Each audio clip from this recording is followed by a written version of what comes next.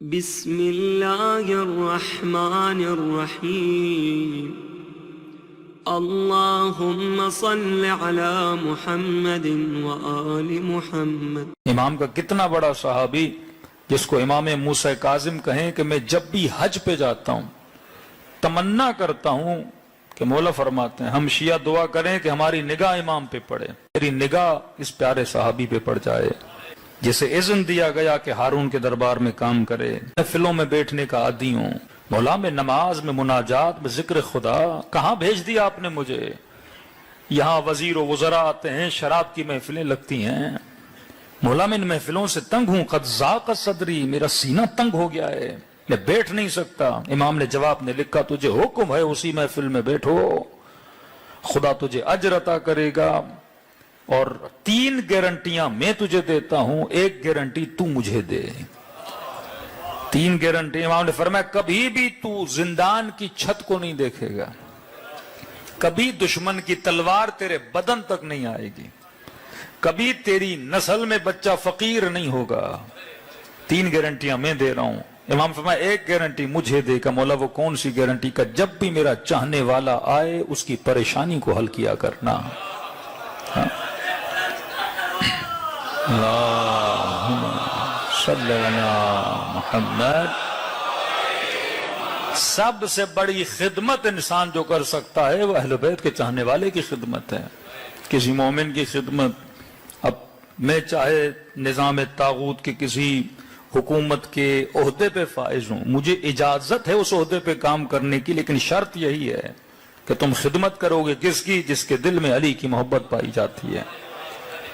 وہ چاہے کیسا بھی نظام ہو کام کرو، لیکن شرط امام کی یہی ہے کہ اس نیت سے اگر کام کرو گے تو پھر اس نظام کی کمائی بھی تیرے لیے کیا ہو جاتی ہے؟ حلال ہو جاتی ہے۔ یہ مولا کا صحابی کہتا ہے کہ ملاقات سال میں 1 بار امام سے ہوتی تھی، وہ ایام حج میں ویسے نہیں مل سکتا۔ حج میں آپ کو پتا ہے سب نے احرام پہنا ہوا، سفید کپڑے پہنے ہوئے، کس کو کیا پتا کون کس سے مل رہا ہے، کہ اپنے پروٹوکول سے باہر نکلتا تھا اور چلا جاتا تھا امام سے ملنے کے لیے۔ مولا کے صحابی نے صحابی سے ملاقات ہوئی کہ امام سے اذن چاہتا ہوں ملاقات کے لیے، کہ مولا نے منع کیا ہے، ملنا نہیں چاہتے۔ کہتے ہیں آنکھوں میں آنسو آئے، پریشان ہوا، جس کے لیے مولا یہ کہے میری تمنا ہے اسے دیکھوں، اور آج خود ملنا چاہتا ہے امام کہ میں نہیں ملنا چاہتا۔ پھر پیغام بھیجا مولا کوئی خطا ہوئی، کوئی غلطی ہوئی، کا نہیں ملنا چاہتا۔ تیسری بار کہا مولا کوئی خطا کوئی غلطی، امام نے کہا کہ میں نے اس اذن کی وجہ سے تجھے اس حاکم کی دربار میں اجازت دی تھی کہ میرے شیعہ کو خالی ہاتھ نہیں لوٹاؤ گے۔ کہ مولا جتنی خدمت ہو سکتی ہے کرتا ہوں۔ امام نے کہا نہیں، کچھ ہی دن پہلے ہمارے مکتب کا مومن پریشان تھا، تیرے پاس آیا، تو نے اسے جواب دیا۔ امام نے فرمایا اب کیونکہ وہ رنجیدہ ہو کے تم سے گیا ہے، جب تک وہ تم سے راضی نہیں ہوتا میں موسیٰ کاظم تم سے راضی نہیں ہوں گا۔ کہ مولا ایام ختم ہو جاؤں گا مدینے اس سے معافی مانگنے، فرمایا نہیں ابھی جا۔ کہ مولا مدینہ دور ہے، جاؤں گا، یہ اعمال حج وغیرہ کیا ہوں گے؟ کہ فرمایا نہیں رات کے اندھیرے میں جا، فلاں جگہ پہ اونٹ کھڑا ہے اس پہ سوار ہو جا، اونٹ تجھے اس کے در تک پہنچائے گا۔ کہتا اسی طرح گیا، امام کی بات کو فالو کیا، اونٹ کو دیکھا، سوار ہوا، چند قدم ہی اونٹ چلا تھا، مجھے مدینے کی گلیاں نظر آ گئیں۔ اسی مومن کے دروازے پہ کھڑا ہوا، دروازے پہ دستک دی، وہ مومن دیکھ کے پریشان ہو گیا، اتنے بڑے بادشاہ کا وزیر میرے در پہ کیا کر رہا ہے؟ کہ وزیر بات میں ہوں، تو جلدی مجھ سے راضی ہو۔ کہ واللہ مجھے پتا ہوتا کہ میرا رنجور ہونا، میں نے معاف کیا، جلدی واپس جا۔ کہ نہیں ایسے نہیں، امام کو ناراض کیا ہے میں نے۔ کہ پھر کیسے معافی چاہتے ہو؟ کہ ایک کام کر، کہ کون سا کام کروں؟ کہ دیکھ میں اپنا چہرہ خاک پہ رکھتا ہوں، تو اپنا پاؤں میرے رخسار پہ رکھ، تاکہ میں امام کو جا کے نشان دکھا سکوں۔ کہ بندے خدا آپ معزز ہیں، مولا کے چاہنے والے صحابی ہیں، میں آپ کے ساتھ نہیں کر سکتا۔ کہ نہیں کرو گے میں دروازے پہ بیٹھا رہوں گا، کیونکہ میں نے امام کو جا کے دکھانا ہے۔ یہ مومن کہتا ہے اس نے زمین پہ اپنا رخسار رکھا اور میں نے ہلکا سا پاؤں اس کے رخسار پہ رکھا، کہ یہ اونٹ پہ سوار ہوا واپس گیا، کہتا جیسے سواری پہنچی تو موسیٰ کاظم وہاں پہ کھڑے تھے۔ میں نے کہا مولا معافی بھی مانگ کر آیا ہوں اور چہرے پہ ثبوت بھی لے کر آیا ہوں. پھر امام نے سینے سے لگایا، فرمایا ایسے ہوتے ہیں موسیٰ کاظم کے شیعہ. مقصد حیات یہ ہے کہ مومن کی خدمت کرے.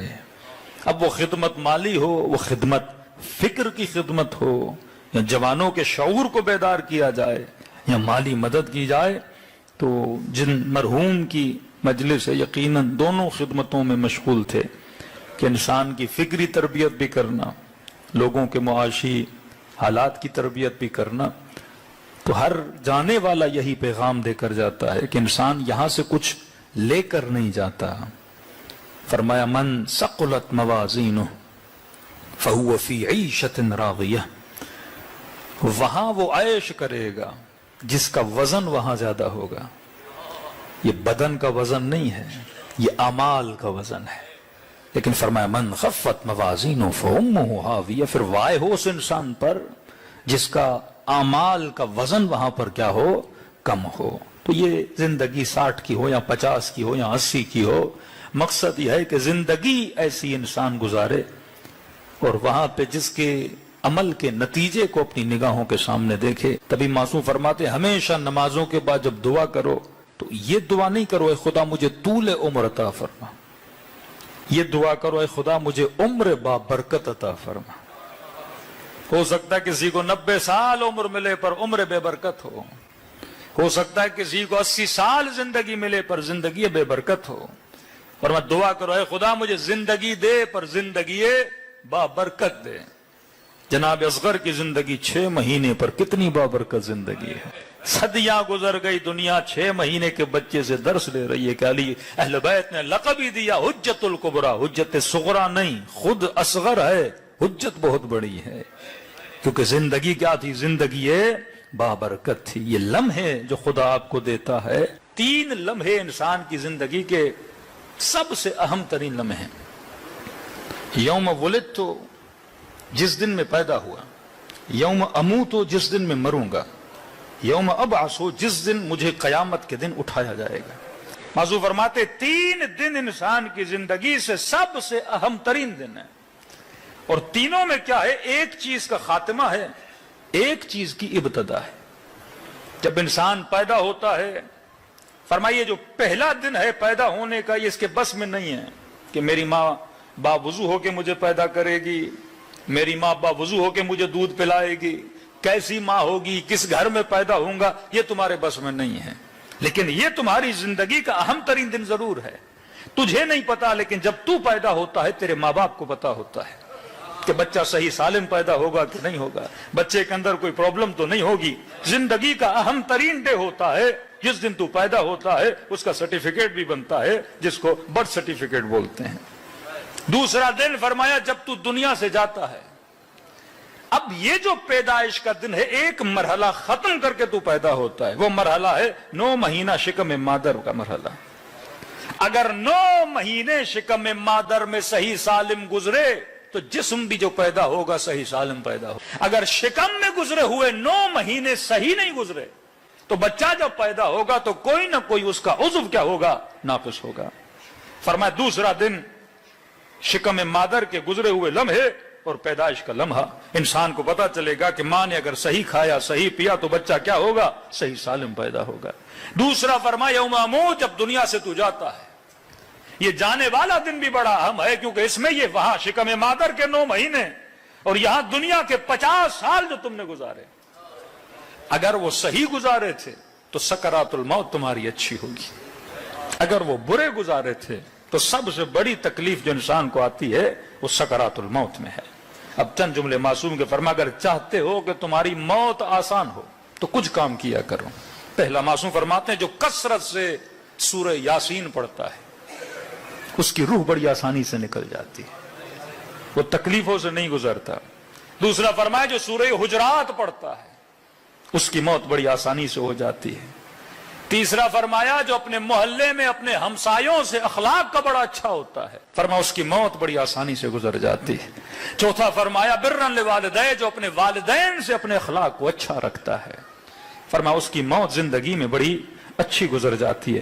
पांचवा फरमाया जिसके दिल में अली की मोहब्बत पाई जाती है, ये मोहब्बत है मोहम्मद और आले मोहम्मद, इसकी मौत को क्या कर देती है, आसान कर देती है। मैंने मौत की मिसाल इस तरह दी कि कुरान की आयत है कि कुल्लु नफ्सिन ज़ाइक़तुल मौत, हर नफ्स ने किसको चखना है, मौत के जायके को। अब हमें कैसे पता लगे कि हमारी मौत का जायका कैसा है? हाँ, शादी चले गए, उनकी मौत का अपना जायका था। हर इंसान की मौत अपना जायका है। कासिम से पूछा जायका कैसा, फरमाया चचा असल शहद से ज्यादा मीठा है। तो मुझे कैसे पता चले मेरा जायका कड़वा होगा या मीठा होगा? का जायके खुदा नहीं बनाता। एक मिसाल दूं, ये पानी का गिलास, अभी मैंने पानी पिया, पानी जिंदगी की तरह है। पानी का ना कोई रंग है, पानी का ना कोई जायका है। पानी के अंदर एक खूबी है, ये रंग भी पकड़ती है, ये जायका भी पकड़ता है। नमक डालो तो नमकीन है, शरबत डालो तो मीठा है, लाल करो तो लाल है, ग्रीन करो तो ग्रीन है। फरमा जिंदगी इसी तरह, इस आईने की तरह है। जब तू पैदा हुआ तो खुदा ने आईना दिया, अब ये तेरी मर्जी है तो विलाई बन के जिंदगी को मीठा करे। ये तेरी मर्जी है तो तागूतों में जाके जिंदगी के जायके को कड़वा करे। अब जब तुम्हारी मौत का वक्त करीब आएगा, मलकुल मौत और कुछ नहीं करेगा, इसी गिलास से हयात को तेरे सामने लेकर आएगा। और पीने के बाद अगर तू कहेगा मलकुल मौत ये इतना कड़वा क्यों है, तो आवाज आएगी कड़वा मैंने नहीं बनाया, कड़वा तूने खुद बनाया है। ये तेरे हाथ में था, तू जिंदगी और मौत के जायके को मीठा बनाता। तो किसी जवान ने कहा मौलाना अगर जायके कड़वे हो गए, मेले हो गए, नजिस हो गए, कोई राह है कि इस पानी को फिर से साफ किया जाए? हाँ, पानी भी नजिस हो जाता है, गंदा हो जाता है, मेला हो जाता है। तो मैंने कहा जब दुनिया के पानियों को दुनिया के फिल्टर साफ कर सकते हैं, नजिस से नजिस पानी फिल्टर में साफ हो जाता है, समंदर का मेला पानी फिल्टर से साफ हो जाता है, तो मैंने कहा कैसे मुमकिन है आबे हयात साफ न हो?